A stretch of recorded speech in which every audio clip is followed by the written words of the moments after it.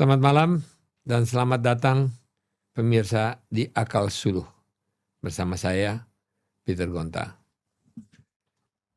Sebuah ruang di mana kita tidak hanya berbicara tentang apa yang terjadi, tetapi mencoba memahami mengapa hal itu terjadi dan kemana arahnya. Nah, malam ini kita berada di sebuah persimpangan jalan. Persimpangan jalan yang sangat penting. Persimpangan jalan ekonomi dunia. Dunia sedang tidak dalam kondisi normal. Ketegangan geopolitik meningkat dari konflik di Timur Tengah.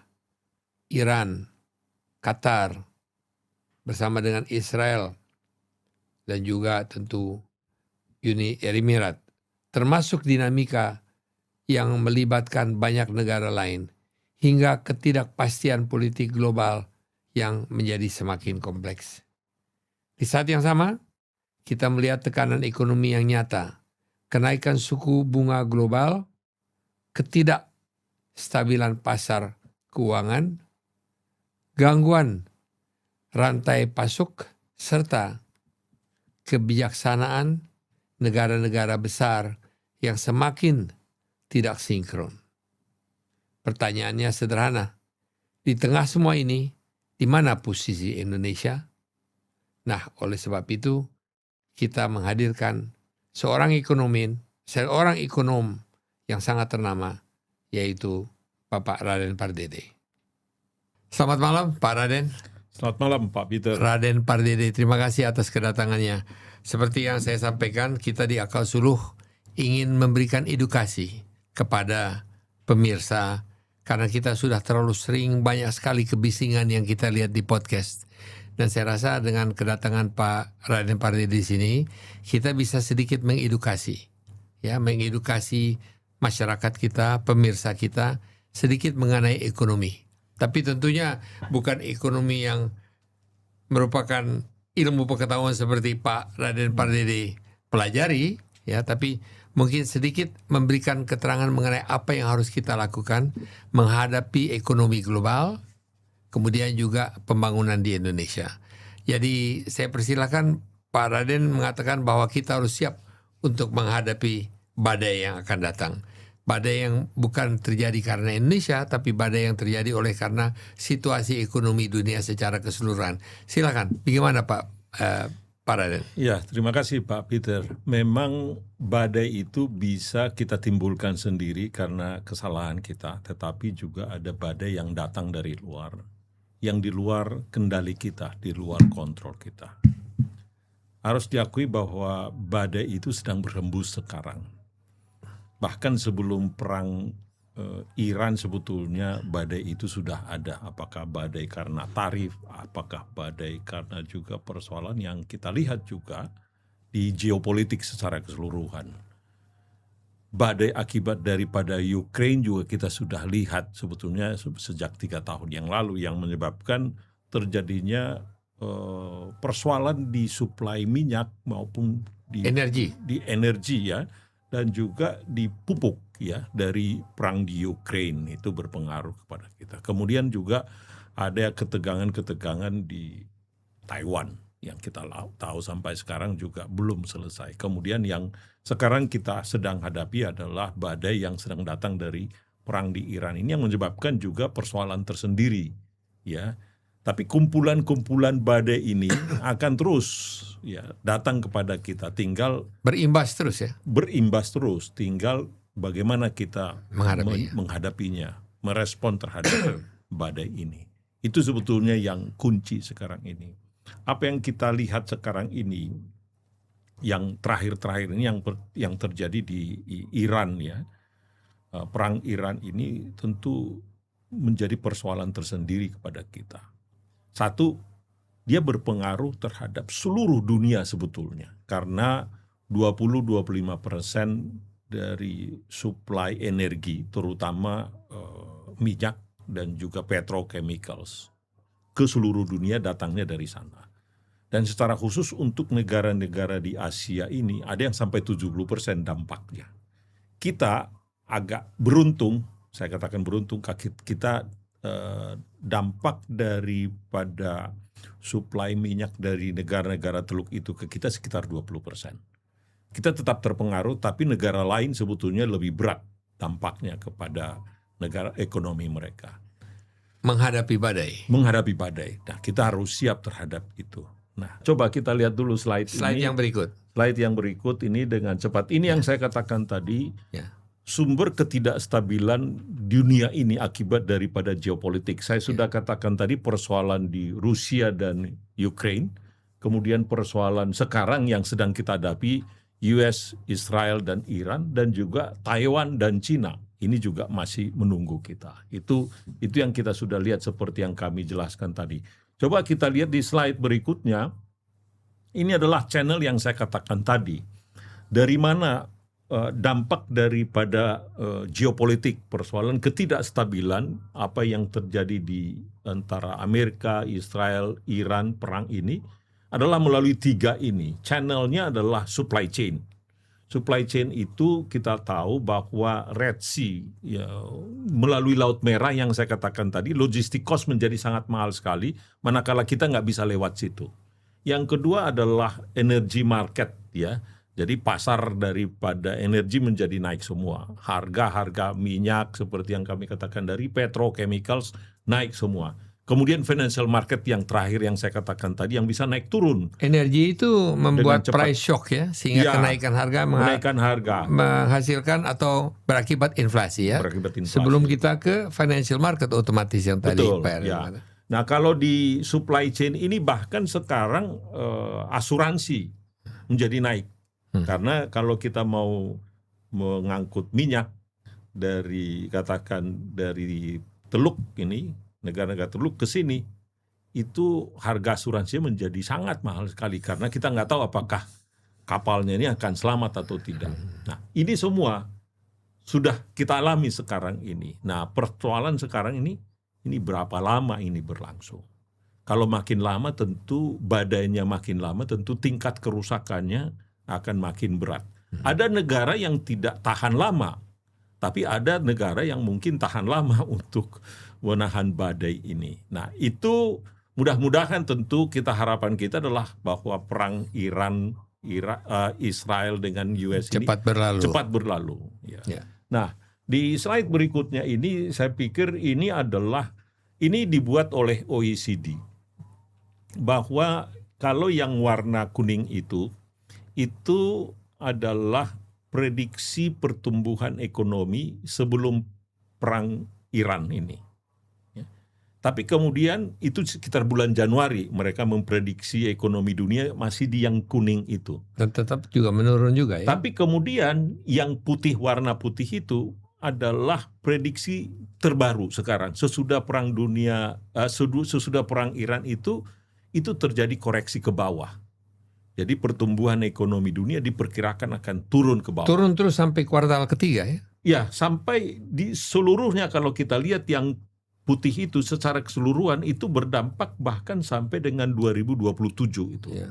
Jadi, melandai di kuartal keempat. Melandai di kuartal keempat, tetapi dibandingkan dengan yang sebelumnya, ya masih tetap lebih rendah. Ya. Jadi dampaknya ini yang dilihat oleh OECD yang membuat proyeksi terhadap pertumbuhan ekonomi dunia akan lebih rendah. Dan kelihatannya baru pada kuartal kedua tahun 2027 kelihatan. Iya. Baru ada kenaikan. Menarik sekali. Tapi tetap juga tentu tergantung berapa lama ini perang ini. Ya. Di berikutnya mungkin yang bisa kita lihat di slide berikutnya ini adalah kaitannya dengan suku bunga.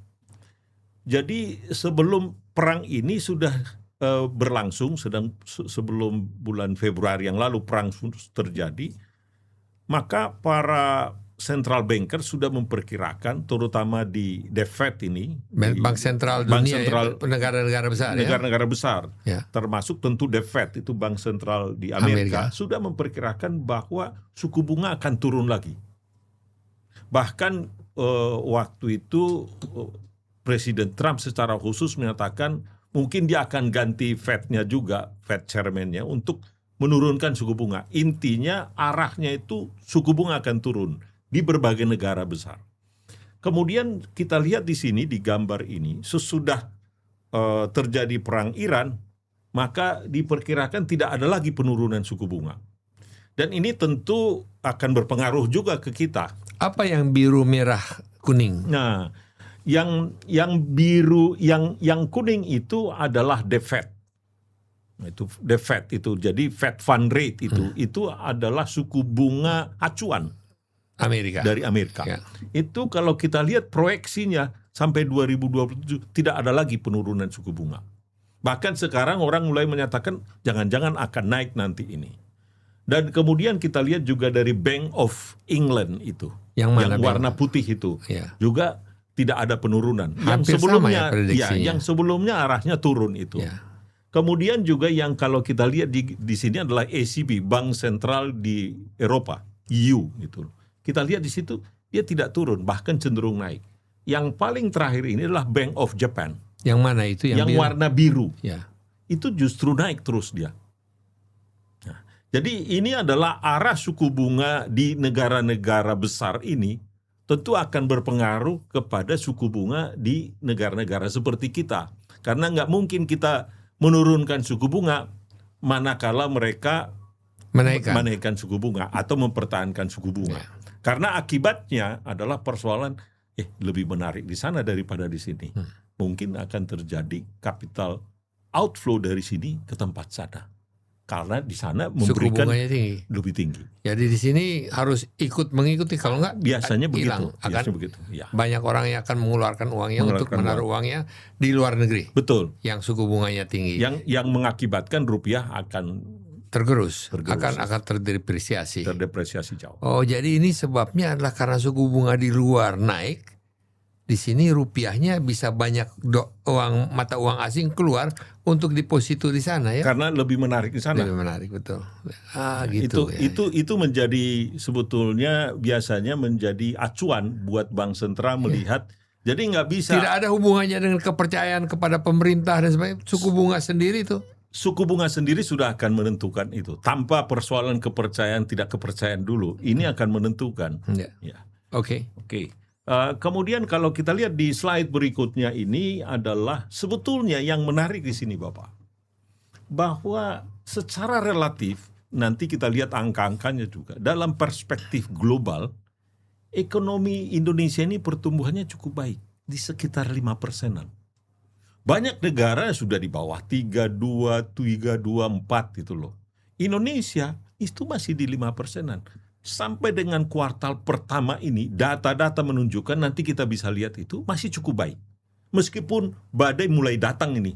Karena tentu di kuartal Cukup baik ya Pak masih Raden. cukup baik. Kenapa orang sekarang udah rame ini para pengamat mengatakan ini tidak ada pertumbuhan dan sebagainya, padahal kita lebih baik dari luar negeri masih relatif. Masih. Persoalan ini adalah persoalan persepsi sebetulnya, persoalan ekspektasi. Nah, kalau kita lihat adalah dari sudut pandang para ekonom di dalam negeri melihat bahwa pertumbuhan dalam negeri yang 5% itu masih dianggap kurang, itu persoalannya. Karena kita harus bertumbuh, diperkirakan orang kita harus bertumbuh lebih dari 6%, bahkan sekitar 6,7% untuk kita bisa mencapai Indonesia Emas 2045 itu. Jadi antara ekspektasi keinginan kita untuk bertumbuh 7-8% dengan apa yang sudah kita capai sekarang. Padahal tidak tercapainya itu oleh karena salah satu dampak dari luar juga ya. Termasuk dampak dari luar itu. Jadi perbedaan itulah ya yang menyebabkan orang merasa kita masih jauh dari sini. Dari ekspektasi kita. Itu. Jadi tapi belum tentu buruk kalau dibandingkan. Belum tentu buruk secara relatif Ya. dibandingkan yang lain ya. Tapi memang harus diakui bahwa kualitas pertumbuhan kita itu harus lebih baik lagi supaya kita bisa bertumbuh lebih cepat lagi. Yang menjadi persoalan di sini begini, Pak. Kalau kita tidak bisa bertumbuh di atas 6,7% rata-rata ke depan, maka kita masuk di dalam jebakan kelas menengah. Kita nggak bisa keluar menjadi negara yang maju yang kita cita-citakan. Jadi memang kita harus kerja ekstra keras untuk bisa menjadi negara yang maju jadinya. Kalau hanya 5%, not bad at all, Pak. Sangat bagus. tapi tidak cukup. Itu persoalannya. Di situ yang saya katakan antara ekspektasi dengan realitasnya itu. Tapi realitas kan sangat penting juga ya Pak. Realitas harus sangat penting. Nah, realitas menjadi penting supaya secara pragmatis kita bisa membuat rencana yang lebih realistis ke depan. Ya mungkin kita sejahtera tahun 19 atau 2050 bukan 2045. Kan tidak perlu dipaksakan juga kalau memang ini merupakan faktor eksternal. Betul Pak Peter. Persoalannya begini. Ada yang disebutkan itu tua sebelum kaya. Sesuatu yang kita tidak bisa tahan ini adalah demografi. Secara demografi mungkin sekitar 15 tahun ke depan kita akan mulai menua. Dan orang yang menua itu sama seperti kita Pak, udah mulai menua. Itu produktivitasnya tidak sama dengan orang muda. Secara rata-rata. Sekarang kita itu median penduduk kita masih di 31 tahun. Tapi seperti Jepang sekarang Pak, sudah hampir 50 tahun mediannya. Kalau sudah tua itu produktivitasnya itu terbatas. Seperti di Jepang, ini saya ambil Jepang sebagai contoh yang ekstrim karena di sana menua. Permintaan terhadap rumah itu sudah nggak ada Pak. Terbatas, nggak ada rumah baru lagi di sana. Paling renovasi, karena anak-anak muda yang baru kawin itu terbatas. Nah, itu adalah contohnya kenapa negara yang muda itu, kalau dia muda produktivitasnya tinggi, maka permintaan terhadap rumah, permintaan terhadap mobil, permintaan terhadap ini masih naik Pak. Itu menjadi sumber pertumbuhan. Tapi kalau manakala dia sudah menua seperti di sini, di Jepang, di Italia juga seperti itu, maka terbatas pertumbuhannya. Itulah sebabnya kita harus kaya sebelum tua. Jadi kita harus sudah punya produktivitas yang tinggi, income yang tinggi. Dan kita memproyeksikan bahwa umur di Indonesia akan menua ya. Akan menua. Menua dan pertumbuhan akan bertambah kecil. Bertambah kecil. Kenapa begitu? Realitasnya begitu. Hampir di seluruh dunia terjadi pada saat muda dia naik sangat cepat sekali, produktivitasnya tinggi, ekonominya naik. Tapi kalau dia sudah menua, sama seperti Jepang sekarang, pertumbuhan mereka 2%, 1,5%, 2%. Negara-negara maju itu pertumbuhannya 2-3%, Pak. Ada hubungannya dengan milenial, kemudian Gen Z yang baru yang sebetulnya mengatakan kita tidak mau mempunyai keluarga, kita masih mau. Nah ini perubahan daripada generasi ini. Sekarang kan mereka menunda kawin. Bahkan untuk punya anak juga terbatas, 1-2. Dan itu menyebabkan jumlah penduduk akan berkurang. Seperti apa yang kita lihat di Cina sekarang itu jumlah penduduknya menurun terus. Baik. Jadi Cina itu waktu mereka untuk bisa keluar dari middle income trap juga nggak lama. Karena sudah menua juga. Nah, kita juga harus begitu. Jadi keinginan kita bertumbuh tinggi itu bagus, Pak. Asal kita harus kerja keras. Ya, asal kita harus memperbaiki kelembagaan kita. Tapi yang penting saya ingin sampaikan di sini, kita masih relatif lebih baik daripada negara-negara lainnya. Betul, kita relatif lebih baik dari negara-negara lain, termasuk di G20. Itu fakta dan data yang ada kita lihat. Baik. Itu Pak. Oke, jadi mungkin kita bisa lihat berikutnya. Ini adalah sebetulnya semacam framework. Apa ini kapal terbang ini? Kapal terbang, Pak. Ya. Jadi kapal terbang ini saya buatkan adalah untuk memberi gambaran kalau kita mau lepas landas dan tadi itu menjadi negara yang maju terbang di atas untuk terus menerus, maka saya buat penyederhanaan ini. Mesin menarik. Ada 4 mesin itu harus bertumbuh dengan untuk lepas landas. Untuk lepas landas. Yaitu harus kuat semuanya. Satu di situ adalah saya buat government G. Kemudian yang kedua, mana itu yang G yang sebelah kiri itu. Paling kiri merah paling itu kiri ya. merah. Ya. Kemudian ada mesin kedua pemerintahan, itu pemerintahan. Investasi. Mesin yang ketiga adalah konsumsi. Mesin yang keempat adalah ekspor. Jadi 4 mesin itu harus berfungsi. Tapi landasannya juga harus kuat. Ya, yaitu tata kelola, disiplin, itu landasannya. Karena itu landasan untuk dia bisa memacu ke atas. Menarik. Ini gampang sekali untuk kita mengerti ini. Nah, baru kemudian likuiditas harus ada. Yang mana likuiditas? Likuiditas yang di tengah itu yang menjadi sumber kepada mesin itu, yaitu bank, pasar finansial, dia harus memberikan bahan likuiditas. bakunya, bahan energinya. Energinya. Harus ada energi untuk membakar ini semua ya. Untuk dibakar. Dan kemudian pembuat kebijakan itu. Jadi sebelah pilotnya kiri adalah mesin produksi ya. Mesin produksi. Yang sebelah kanan adalah mesin permintaan. Jadi 4 mesin ini yang menurut saya harus berfungsi dengan baik. Nah, so far sebetulnya mesin C itu, konsumsi itu, itu di kuartal pertama sampai dengan Februari masih baik. Nanti kita lihat juga mesin I juga masih. Tetapi mulai kita lihat karena badai tadi itu dari luar itu yang menghantam itu. Di bulan Maret, bulan April mulai terlihat ada dampaknya. Sekarang ini. Nah, itulah menurut saya yang menjadi harus kita antisipasi, dimitigasi risikonya. Disitulah fungsi dari G, government, dan pembuat kebijakan itu, Pak. Kokpit itu ya? Ya, di kokpit pilotnya itu. Ini ya? Pilotnya. Penting itu ya? Penting sekali. Ada pembuat kebijakan. Pembuat kebijakan dia yang mesti membawa pesawat itu membawa pesawat itu, mengatur semuanya. Gitu loh. Ini ilustrasi yang menarik sekali nih Pak. Ya. Kita coba buat begini supaya mudah untuk dimengerti ya. Ya. Jadi kerjasama daripada pembuat kebijakan, tentu kalau kita lihat ada pembuat kebijakan di atasnya, pilotnya, ada juga stewardess, itu para menteri mungkin di situ ya, atau pramugari itu yang mengatur semua itu. Kemudian pastikan penumpangnya masyarakat. Kira-kira itu gambarannya ini. Nah, kalau kita lihat yang saya katakan tadi di slide, sini dikatakan untuk bisa lepas landas dan terbang berkesinambungan, seluruh mesin harus berfungsi maksimal. Kalau tidak seimbang mesin itu, maka dia bisa oleng itu. Jadi harus seluruhnya berfungsi. Bisa mendarat darurat nanti ya. Nah, itu bahaya kalau mendarat darurat. Baik, kita lanjut ya. Nah, ini yang saya katakan tadi, indikator belanja itu konsumsi di kuartal pertama itu masih baik. Meskipun memang data di bulan Maret mulai dia ada pelemahan sedikit. Nah, belanja di bulan Maret ini masih baik akibat dari beberapa hal. Tentu pemerintah mendorong dengan cepat sekali dengan program-programnya, MBG lah. MBG itu mempunyai dampak positif terhadap ekonomi ya.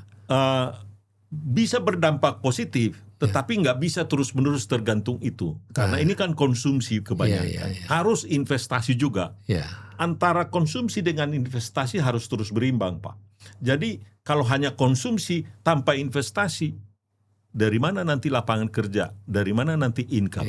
Jadi konsumsi itu tentu berdampak besar sekali.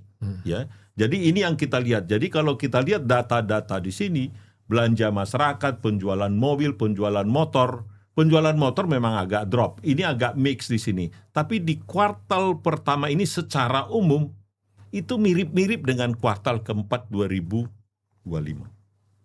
Jadi masih oke, kalau boleh saya katakan ini kesimpulannya di situ. Nah, kalau kita lihat kemudian di indikator berikutnya, ya di slide berikutnya ini, nah, ini adalah investasi. Investasi juga masih cukup oke. Tapi kembali, kalau boleh saya katakan, di bulan Maret. Investasi apa ya Mas? Nah, ini kalau kita lihat investasi ini adalah kita lihat bisa penjualan semen, ya, bisa juga impor bahan baku. Karena itu adalah indikator-indikator yang menggambarkan bahwa mereka, kalau kita impor bahan baku, impor barang modal, itu adalah untuk investasi. Nah, itu yang kita lihat di sini, ya. Kemudian kredit masih baik sampai dengan bulan Februari. Ini data-datanya seperti ini, Pak. Jadi, namun kalau kita lihat berikutnya, tolong berikutnya ini, slide ini mulai ada wait and see, menahan diri di akhir kuartal ketiga. Ya, pertama di bulan Maret. Contohnya adalah Manufacturing Purchasing Manager Index ini. Jadi mereka mulai tahan ini. Ini makanya kalau kita lihat di situ yang kuning itu dia 50,1 turun dari 53,8. Nah ini menurut saya it's a warning. Ya, not necessary bad dulu, tetapi it's a warning. Apa sebabnya? Nah ini yang saya katakan tadi, mereka mulai menahan diri. Satu, Siapa? para dunia usaha. Ya, mereka juga bahkan ada yang sudah membayar juga utangan mereka. Utang dibayar. Utang dibayar. Kalau utang dibayar itu tidak baik, Pak. Artinya penurunan produksi. Ya, mereka mengurangi ekspansi. Artinya mereka mengurangi penciptaan lapangan kerja. Nah, ini yang menjadi kunci. Kenapa mereka ini menahan diri? Bagaimana supaya mereka ini... Kenapa mereka menahan diri? Nah, ini satu adalah faktor luar. Jadi Ketidakpastian tidak yang kita lihat. kesalahan Indonesia saja, ini banyak sekali kesalahan. Ada juga, jadi gabungan ini, tapi faktor luar ini Sangat kemudian besar sangat besar sekali pengaruhnya. Kemudian kalau dari dalam negeri adalah mereka masih menunggu ini apakah badai ini akan bisa selesai dalam waktu dekat atau tidak. Ketidakpastian mengenai badai ini itu membuat mereka wait and see.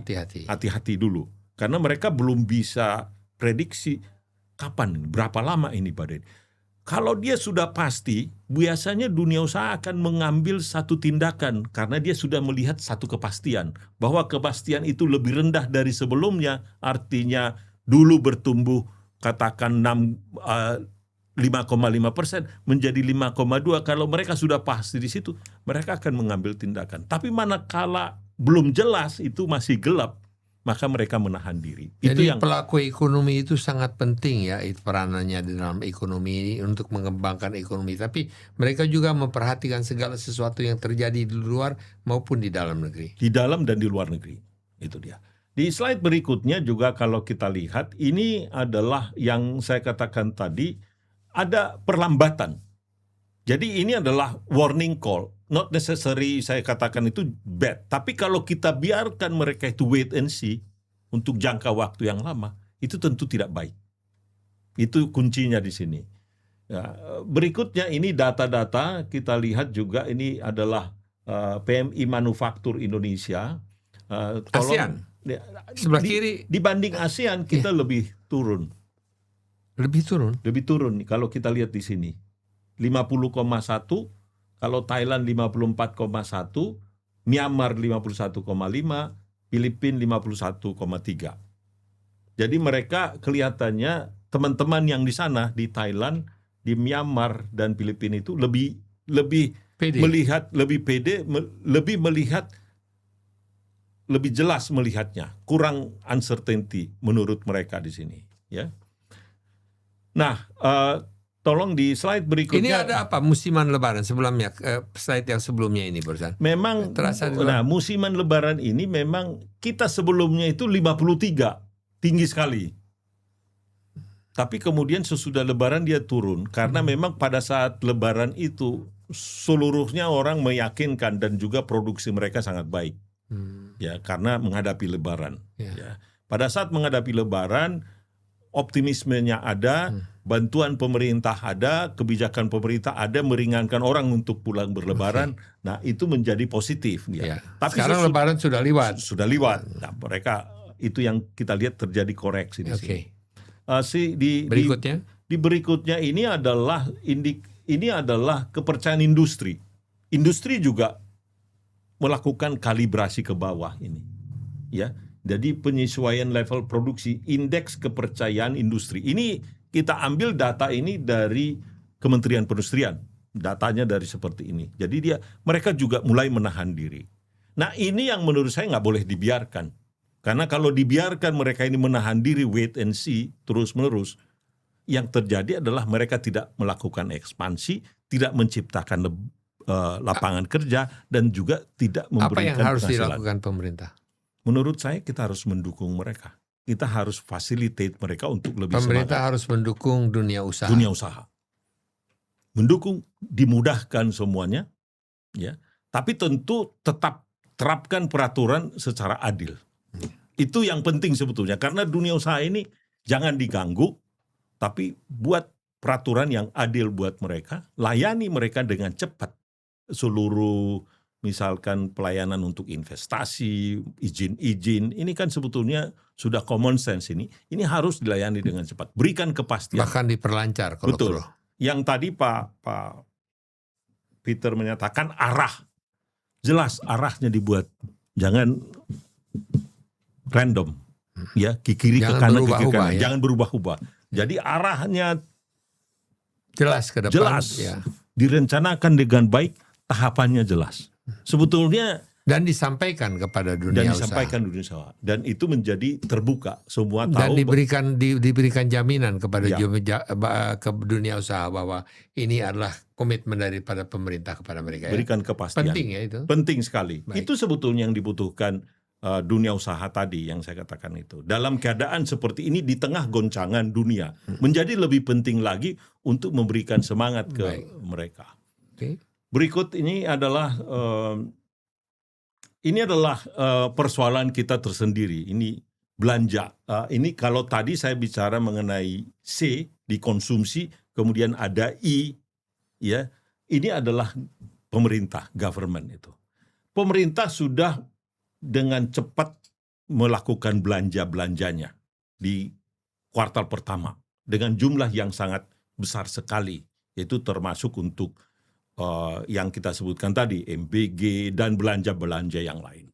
Dan itu berpengaruh terhadap pertumbuhan kita. Karena Pak Raden Pardede ini di Kementerian Keuangan juga ya? Apa sedikit bias atau tidak?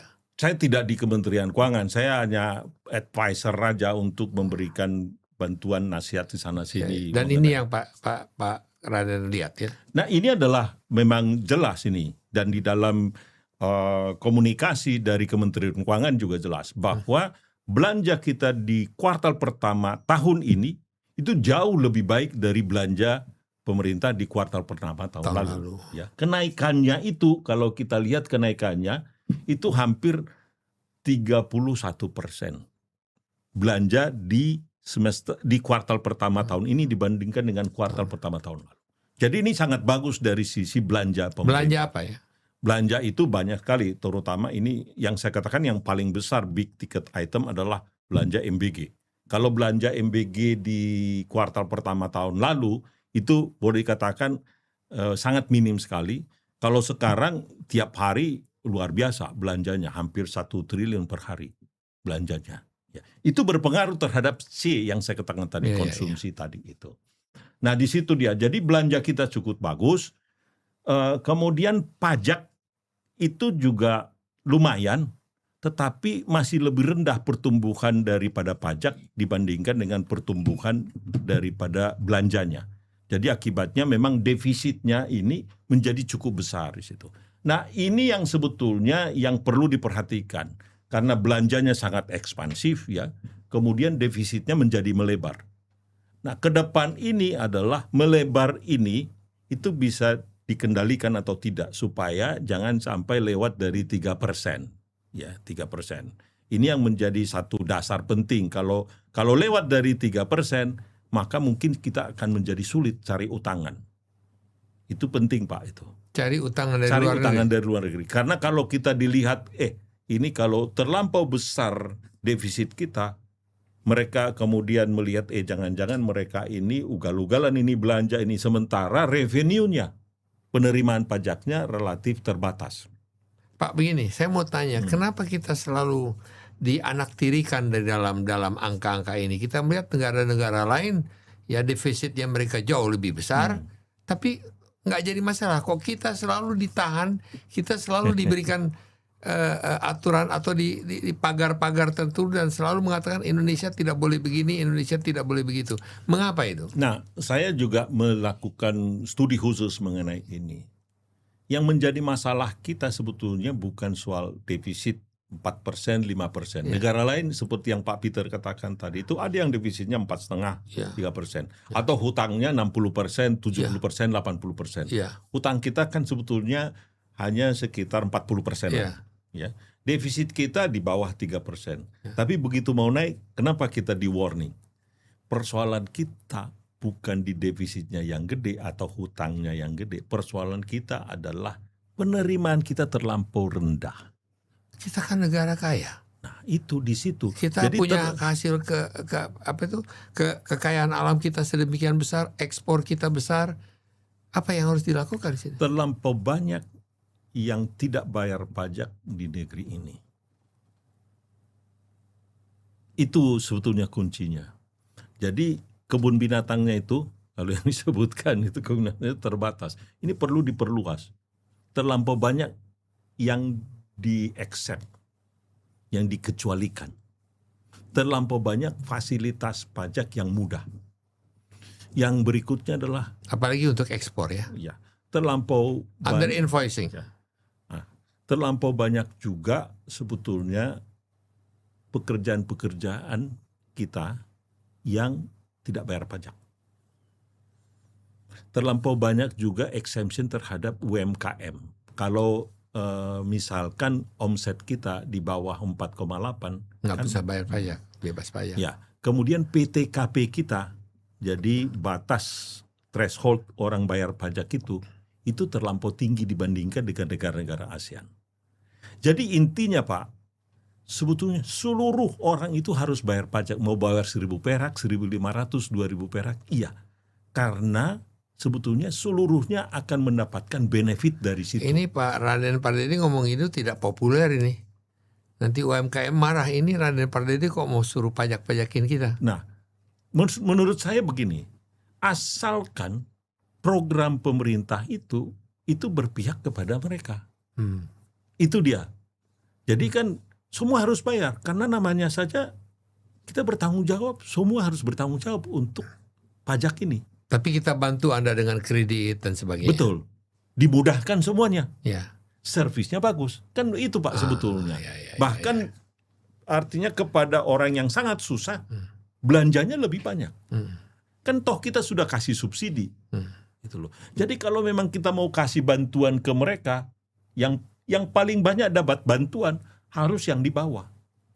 Tapi semuanya harus bayar pajak.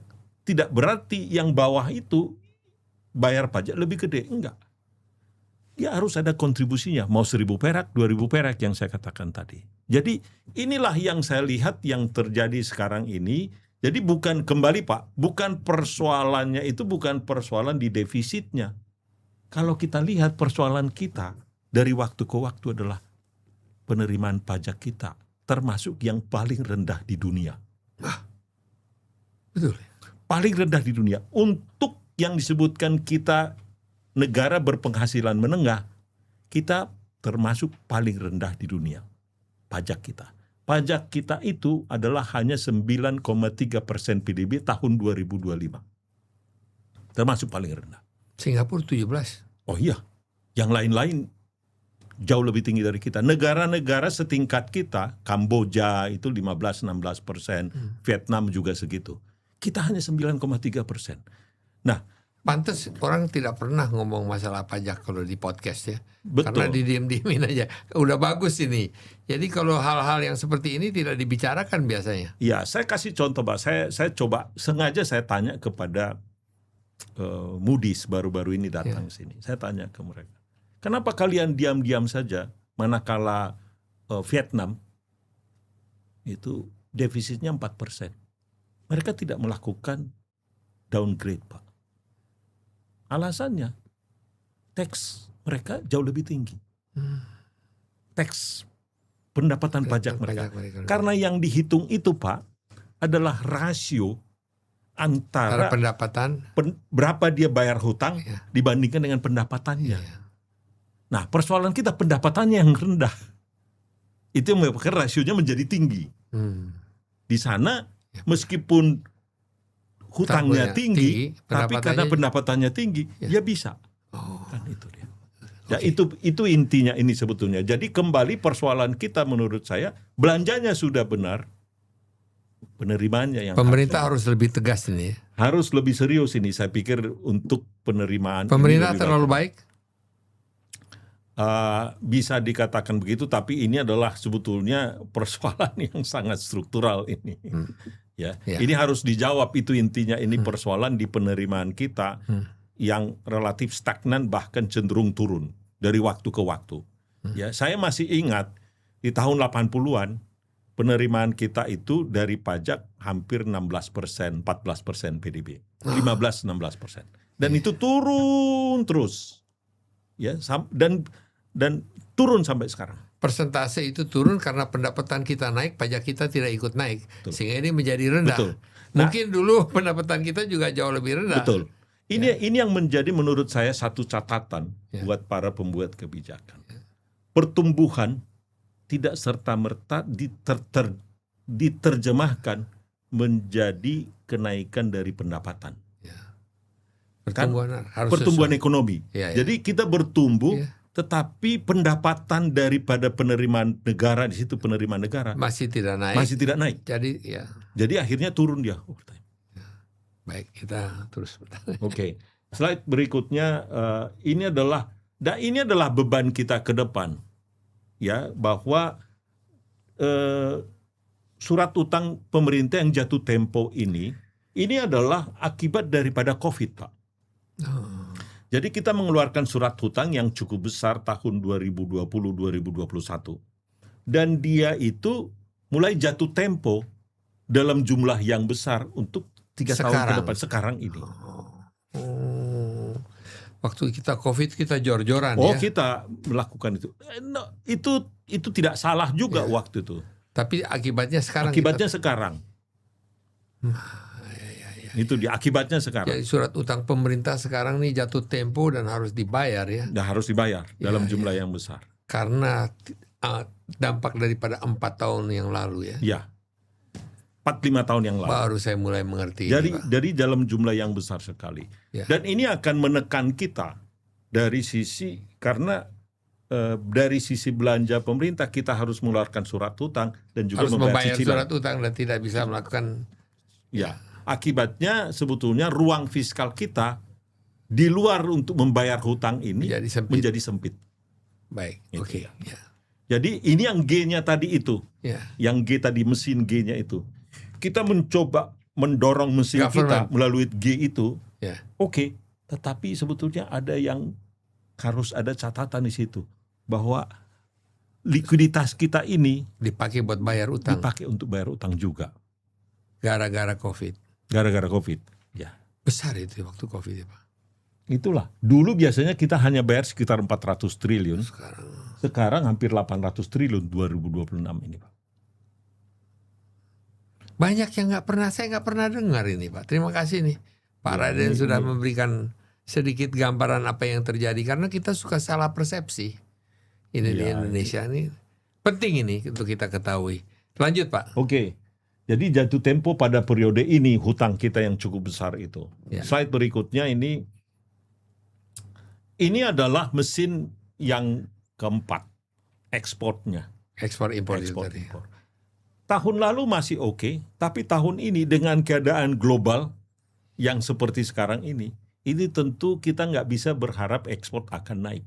Karena masing-masing negara sekarang itu menahan diri. Bukannya mereka seperti batu bara, energi, bukannya justru lebih banyak diperlukannya? Kelapa sawit, batu bara, dan sebagainya. Nah, persoalan sekarang, Pak, masing-masing negara itu ingin supaya mengamankan energi untuk dirinya sendiri. Contohnya kita punya banyak batu bara, Pak. Tapi ada program DMO. Itu Domestic Market Obligation. Kenapa begitu? Karena kita ingin mengamankan domestik. Energi domestik harus diamankan. Kita nggak bisa ekspor lebih banyak itu. Demikian juga CPO, Pak. CPO ini kan sekarang kita bikin biodiesel ini. Sehingga DMO-nya untuk keperluan domestik, ekspor kita mungkin tidak akan bisa naik.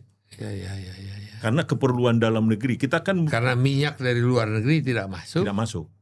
Ya, justru sekarang kita ingin supaya kita tidak tergantung kepada minyak. Oleh karena itu tergantung kepada energi-energi yang kita bisa hasilkan di sini. Dan energi yang kita hasilkan di sini termasuk adalah batu bara, CPO tadi untuk biodiesel. Jelas, Pak. Ini dia, jadi 4 mesin tadi, Pak, ini adalah mesin keempat tadi itu.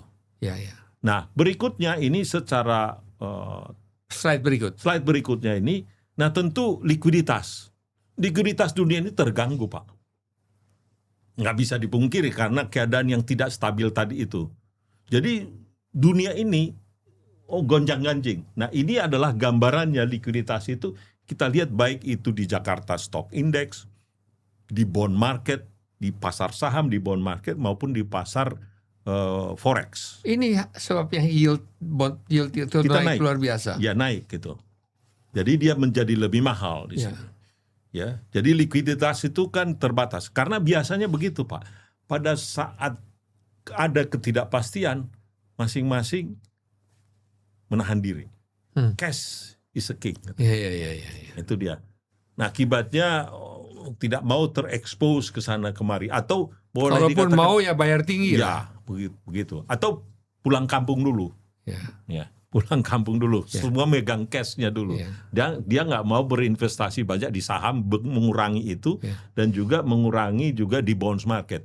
Karena mereka melihat ada ketidakpastian. Sementara orang ada perlu uang, bayar tinggi. Ya.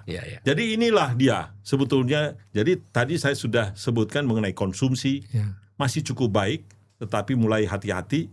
Terutama yang saya khawatir adalah investasi tadi, dunia usaha dia masih cukup baik, tetapi kita sudah sebutkan tadi, ini harus di-encourage, harus didorong, harus diberikan semangat. Dan pemerintah menurut saya bisa memberikan semangat ke mereka melalui pelayanan, perizinan, semuanya yang lebih mudah. Landasan. Nah, landasan tadi adalah sebetulnya Pak Peter sudah ngomong begini tadi mengenai kepastian hukum. Itu kan, kepastian, kejelasan, kelembagaan, itulah landasan. Jadi kalau datang ke sini aman, stability, itu bagian daripada landasan, Pak. Itu perlu diperkokoh ya. Itu perlu diperkokoh. Ya. Nah, itulah sebetulnya yang utama. Masih ada nggak ini? Kita ada satu lagi kokpitnya, yang di dalam kokpit itu bagaimana? Oh, coba. Yang satu lagi ini, terakhir ini. Jadi kembali pembuat kebijakan. Jadi kalau tadi kita sudah bahas ada yang belanja pemerintah di G, ada investasi dunia usaha tadi di I, kita juga sudah bahas tadi belanja masyarakat di C itu, kemudian juga ekspor ada di X itu, kemudian landasan tadi sudah dibahas, kita juga bank dan pasar finansial sudah, tinggal pembuat kebijakan. Pembuat kebijakan ini saya pikir memang dalam suasana sekarang ini, dalam situasi tantangan pun ragu ya. Menurut saya harus lebih firm. Ya. Bukan justru ragu dengan juga menunggu apa yang terjadi. Jangan menunggu, Pak. Kita harus justru membuat perencanaan-perencanaan ke depan, baik itu yang short term, yang medium term maupun yang long term. Untuk dalam negeri. Dengan mengatakan kita tidak boleh tergantung kepada luar negeri, tapi kita katakan untuk kepentingan kita harus firm, kita harus tegas, kita harus melaksanakan ini untuk kebutuhan dalam negeri. Ya, karena kalau misalkan seperti ini, Pak, seperti pesawat ini, badai bisa saja datang, Pak. Tapi bagaimana supaya pesawat ini bisa tetap terbang, kan? Jangan oleng tadi itu. Dia harus ngatur itu semua. Mesinnya diatur, likuiditasnya diatur, supaya tersedia sumber energi kepada mesin-mesin ini semua. Mesin itu harus berfungsi semua. Dan yang mengordinasikan itu semua, itulah pembuat kebijakan itu. Pak Raden Pardede, saya berterima kasih banyak karena buat saya ini satu pelajaran, mungkin satu semester ini. Dalam diajar saya dalam waktu 45 menit atau 1 jam. Tapi saya rasa ini diterangkan begitu dengan lugasnya. Mudah untuk saya mengertinya. Ini. Mudah-mudahan, Pak. Dan saya harapkan ini masyarakat yang menonton ini juga sedikit mendapatkan gambaran yang lebih mudah daripada mendapatkan masukan-masukan yang terlalu bising ini. Agar supaya ini merupakan perhatian buat kita dan yang pendidikan ekonomi sedikit buat kita. Pak Raden, terima kasih. Terima kasih, Pak. Atas kedatangannya. Harapan Pak Raden apa? Harapan saya adalah, saya pikir mari kita kerjasama. Badai akan datang, kita nggak bisa menyelesaikan ini sendiri-sendiri. Itu saya katakan tadi, kita harus kompak. Ya, pemerintah dengan swasta kerjasama. Dan masyarakat. Dan mari kita saling percaya, jangan saling mencurigai. Dan masyarakat tadi, itulah sebetulnya dalam situasi badai yang seperti itu merupakan keharusan. Pak Raden, terima kasih. Saya harapkan Pak Raden bisa sering-sering datang kemari untuk memberikan secangkir pengetahuan, segelas pengetahuan untuk membuat pemikiran kita menjadi lebih lancar. Terima kasih. Terima kasih, Saya Pak. Terima ucapkan. kasih. Pemirsa, demikian adalah pertemuan kita dengan seorang ekonom yang dengan mudah dan lugas menyampaikan apa yang sedang terjadi, apa yang harus kita persiapkan. Badai pasti datang, tapi pasti juga akan berlalu kalau kita bersama-sama menghadapinya. Sampai bertemu kembali. Demikianlah saya, Peter Gonta, pada Akal Suluh.